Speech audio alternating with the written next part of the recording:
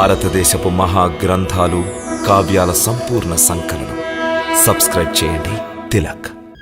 నేను తిరిగి రాగానే వాలి మరణించినట్టుగా తీర్మానించి అమాత్యులందరూ కలిసి కిష్కిందకు యువరాజునైన నన్ను మహారాజును చేయాలని నిర్ణయం తీసుకున్నారు. నేను మీతో సత్యం చెప్తున్నాను. అన్నగారి మరణంతో శోక సముద్రంలో మునిగి ఉన్న నాకు రాజ్యకాంక్ష లేశమైనా లేదని నేను వారితో చెప్పాను. కానీ అమాత్యులందరూ కలిసి ఆలోచించి రాజులేని వానర సామ్రాజ్యం దిక్కులేనిదైపోతుందని చెప్పారు. ఆ కారణంగా నాకు పట్టాభిషేకం చేసి నన్ను రాజును చేశారు.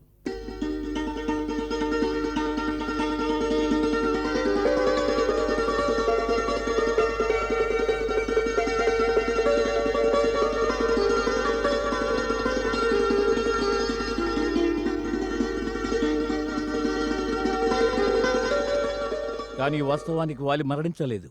ఆ గుహ నుండి బయటకు వచ్చిన రక్తం ఆ మాయావి అనే దానవుడిది.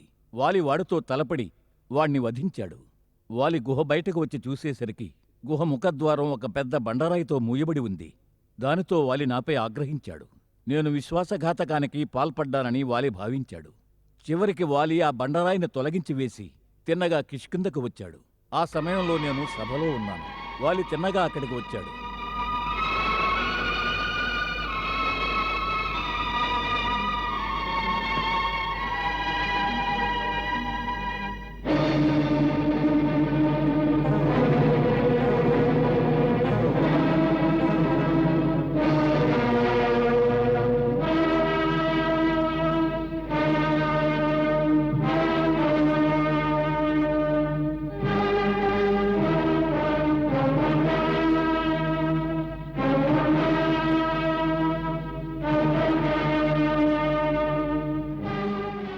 అగ్రజ, తమరు?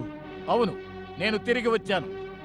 నాకు తెలుసు నా రాక నీకు ఈ ఇబ్బందిని బాధను కలిగిస్తుందని. ఎందుకంటే నీవిప్పుడు కిష్కింద మహారాజువు కదా. లేదు అగ్రజ, నన్ను అపార్థం చేసుకోకండి. నాకు రాజ్యకాంక్ష లేసమాత్రమేనా లేదు. అమాచులు పురప్రముఖులందరూ కలిసి నన్ను ఈ సింహాసనంపై కూర్చుండబెట్టారు. దానికి కారణం రాజులేని రాజ్యాన్ని చూసి ఏ శత్రురాజైనా దండయాత్ర చేసి ఆక్రమించుకుంటాడేమోనన్న భయం. ఈ రాజ్యం తమ సొత్తు. ఈ రాజ్యం తమదే అగ్రజ. నేను ఎప్పటికీ తమ సేవకుడిని. విశ్వాసఘాతకుడా, ఇలాంటి కళ్ళబుల్లి కబుర్లు చెప్పడానికి నీకు సిగ్గు వేయడం లేదా? ఈ పాపాత్ముణ్ణి చూడండి. సోదరుడు కదా, వీడికి ఏ ప్రమాదం వాటిల్లకూడదని వీడిని గుహ బయటే ఉండమని నేను లోపలికి వెళ్ళాను. ఆ దుష్ట రాక్షసుడు మాయావిని వధించి తిరిగి వచ్చేంత వరకు ఆ గుహ బయటే కాపలా కాస్తూ ఉండమని చెప్పి వెళ్ళాను. కానీ ఈ అల్పుడు అలా చేయకుండా నా మాటను ధిక్కరించి భాతృద్రోహానికి పాల్పడ్డాడు. నన్ను బయటకు రానివ్వకుండా ఈ నీచుడు ఆ గుహ ముఖద్వారమును పెద్ద బండరాయితో మూసివేశాడు. పిదప కిష్కింద నగరానికి వచ్చి నా సింహాసనాన్ని ఆక్రమించాడు. మహారాజైన తోడబుట్టిన వానికి వీడు చేసిన ద్రోహంతో వీడు మరణదండనకు పాత్రుడయ్యాడు. నా స్వహస్తాలతో నేను వీడిని వధించడం అనుచితం కాదు. లేదు మహారాజా, ఇది సత్యము కాదు. నిన్ను నేను విడిచిపెట్టాను. నేను విశ్వాసఘాతకుణ్ణి కాదు. నువ్వు దురాశ్రాపరుడివి. తమ ఆజ్ఞ మేరకు ఆ గుహ బయట 1 సంవత్సరం పాటు నిరీక్షించాను. నేను మరణించాననుకున్నావా? గుహలో నుండి బయటకు వస్తున్న రక్తధారలను తమరు రాకపోవడం చూసి ఆ మాయావి తమను వధించాడని భావించాను. నిన్ను హతమార్చకుండా వదిలిపెట్టాను. ఆ దుష్ట దానవుడు మాయావి నన్ను కూడా వధించి కిష్కిందను ఆక్రమించుకుంటాడన్న భయంతో ఒక పెద్ద బండరాయితో ఆ గుహద్వారమును మూసేశాను. నా తప్పును క్షమించండి మహారాజా. నన్ను క్షమించండి. నన్ను క్షమించండి. క్షమించండి. పాపాత్ముడా, పారిపోతున్నావా? ఎక్కడికి వెళ్ళినా నిన్ను వదిలిపెట్టాను.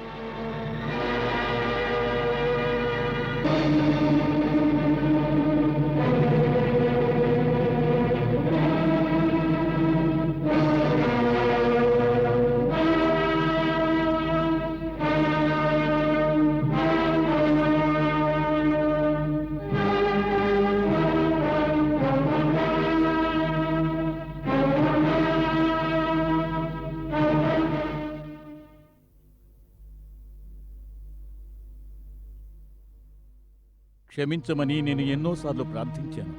కానీ ఆ నిర్దయుడు కించిత్ కనికరం కూడా చూపలేదు.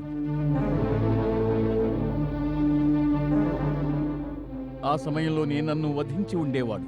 నేను ఏదో విధంగా తప్పించుకుని ప్రాణాలు కాపాడుకున్నాను. కానీ తను భూమి నలుమూలలా నన్ను వెంబడించాడు. వాలి పట్ల భయంతో ఉన్న నాకు ఎవరూ ఆశ్రయం ఇవ్వలేదు. నాకు సురక్షితమైన ప్రదేశం ఏదీ లభించక ఈ ఋష్యముఖ పర్వతంపై నివసిస్తున్నాను. మాతంగ మహాముని శాప కారణంగా వాలి ఇక్కడకు రాలేడు. ఈ ధరిత్రిపై వాలి రాలేని ప్రదేశం ఇది ఒక్కటే. మరి ఋష్యముఖ పర్వతము పైకి వాలి ఎందుకు రాలేడు? వాలి ఒకసారి దుందుభినామధేయుడైన రాక్షసుణ్ణి సంహరించి తరువాత వాడి మృత శరీరాన్ని 2 చేతులతో పైకెత్తి అతివేగంగా 4 కోసుల దూరానికి విసిరేశాడు. ఆ వేగానికి దానవుడి శరీరం నుంచి కారిన రక్తబిందువులు అరణ్యంలో ఉన్న మాతంగముని ఆశ్రమం మీద పడ్డాయి. ఆ రక్తబిందువుల్ని చూసిన మహర్షి కోపోద్రిక్తుడయ్యాడు. ఈ అపచారానికి కారకులెవరని యోచించాడు. తన ఆశ్రమం నుంచి బయటికి వచ్చి చూడగా పర్వతాకారుడు మహిషరూపుడు అయిన ఒక రాక్షసుడి నిర్జీవ శరీరం పడి ఉంది. ఇది వానరరాజు వాలి చేసిన పని అని ఆయన తన తపశ్శక్తితో తెలుసుకున్నాడు. అమిత క్రోధంతో ఆయన వాలిని శపించాడు. ఎవరైతే ఈ రక్తబిందువులతో నా ఆశ్రమాన్ని అపవిత్రం చేశారో వాళ్ళు ఈ పరిసరాలకే రాకూడదు. కాదని ప్రవేశిస్తే వారికి మరణం తథ్యం. ఈ ఆశ్రమానికి 1 యోజనం దూరంలో 4 దిక్కులా ఎక్కడ అడుగుపెట్టినా వాడు ప్రాణాలను పోగొట్టుకుంటాడు. ఇది తెలుసుకుని వాలి మాతంగ మహర్షి చెంతకు వెళ్ళాడు. చేతులు జోడించి క్షమించమని అడిగాడు. కాని ఆ మహర్షి మనసు కరగలేదు. ఆయన మౌనంగా తన ఆశ్రమంలోకి వెళ్ళిపోయాడు. వాలి శాపభయంతో వ్యాకులం చెందాడు. అప్పటినుంచి తను ఈ పర్వతం మీదికి రావాలనే యోచన రానివ్వడు. ఈ వైపు కన్నెత్తి కూడా చూడడు. ఇక్కడికి తను రావడం అసంభవం. ఇది తెలుసుకున్న మహారాజు సుగ్రీవుడు తన అమాత్యులతో సహా నిర్భయుడై ఈ వనంలోనే సంచరిస్తూ ఈ ఋష్యముఖ పర్వతంపై నివసిస్తున్నాడు. ప్రభు, ఆ వాలి మహారాజు సుగ్రీవుని యొక్క ఇతర అమాత్యులను మిత్రులను కారాగారంలో బంధించాడు. అతని భార్య రుమాదేవిని చెరబట్టాడు. దారుణం. ఈ అపరాధము చాలు వాలికి మరణదండన విధించడానికి.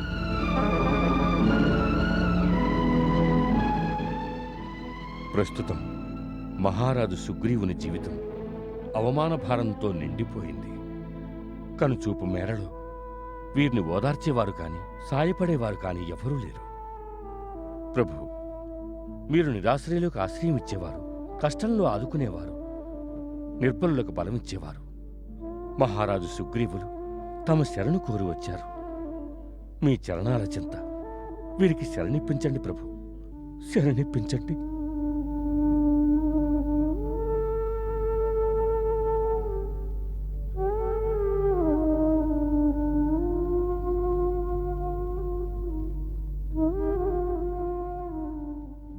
మహావీర, శరణుదొచ్చిన వారి యొక్క గుణగణాలను పట్టించుకోని వారు మా రఘువంశజులు. శరణాగతులను రక్షించడమే వారి ప్రథమ కర్తవ్యం. మా పూర్వీకుడైన శిబి చక్రవర్తి శరణు కోరిన ఒక పక్షి కోసం తన శరీరాన్నే త్యాగం చేశాడు. ఆ వంశజుడే అయిన ఈ రాముడు నేడు మీ అందరి ముందు ప్రమాణం చేస్తున్నాడు. రేపు సూర్యాస్తమయం అయ్యేలోగా మహారాజు సుగ్రీవులకు వారి రాజ్యము ధర్మపత్ని తప్పక ప్రాప్తించగలవు. దురహంకారి అయిన ఆ వాలి నిస్సంకోచముగా హతమార్చబడతాడు.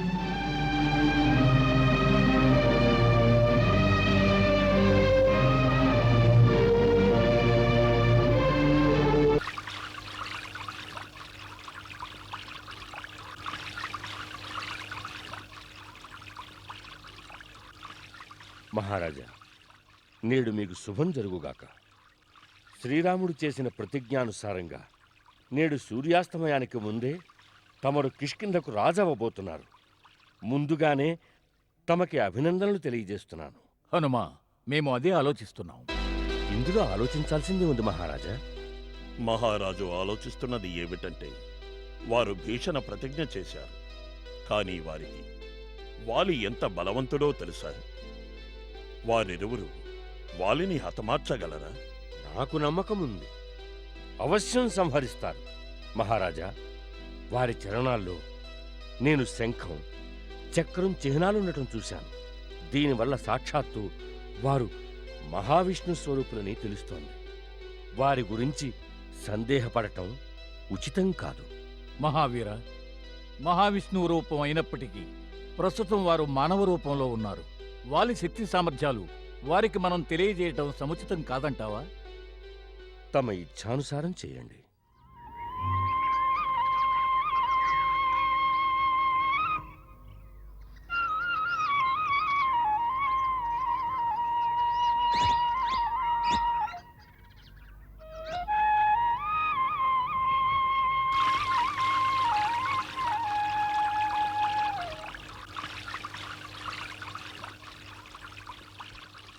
ప్రభు, విచ్చేయండి ప్రభు, ఆసీనులు కండి.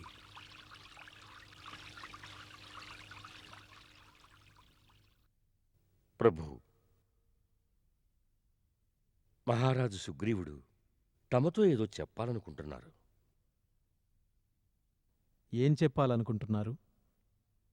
మహారాజుకు ఏదో సందేహమట. సందేహమా? చెప్పు మిత్రమా, ఏమా సందేహము? ఎలాంటి సందేహమూ లేదు ప్రభు. తమరు తమ ప్రతిజ్ఞను నెరవేరుస్తారని, వాలిని సంహరిస్తారని నాకు పూర్తి నమ్మకం ఉంది. తమరు వాలిని ఎదుర్కోవడానికి ముందే అతని బల పరాక్రమాల గురించి తమకు ఒక అవగాహన కలిగించడం నా కర్తవ్యం. సత్యం వచ్చించావు మిత్రమా. వాడి బలం గురించి చెప్పు.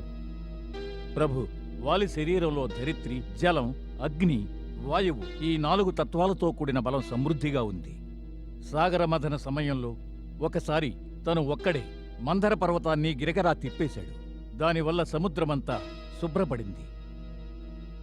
అతనికో వరముంది. ఎవరైనా తనతో యుద్ధం చేయడానికి ఎదురుగా వెడితే వారి సగం బలం వాలికి లభిస్తుంది. తను సూర్యోదయానికి ముందే పశ్చిమ సముద్రం నుండి తూర్పు సముద్రం వరకు, దక్షిణ సముద్రం నుండి ఉత్తర సముద్రం వరకు తిరిగి వస్తాడు. తనకి అలసటే ఉండదు. అష్టదిక్కుల చివరి వరకు వెళ్లి ఆ దిశాది దేవతలకు నిత్యము పూజ చేసి వస్తాడు. చాలా కాలం క్రితం దుందుభి అనే రాక్షసుడుండేవాడు. వాడు కైలాస పర్వతమంత ఎత్తు ఉండేవాడు. వాడికి 1000 ఏనుగుల బలం ఉండేది. వాడు దున్నపోతు రూపంతో మొనదేలిన కొమ్ములు కలిగి అతి భయానకంగా ఉండేవాడు. దుందుభి తన బల గర్వంతో ఒకసారి సముద్ర తీరానికి వెళ్లి సముద్రుణ్ణి తనతో యుద్ధానికి రమ్మని పిలిచాడు. సముద్రుడా, నిన్ను నేను యుద్ధానికి పిలుస్తున్నాను.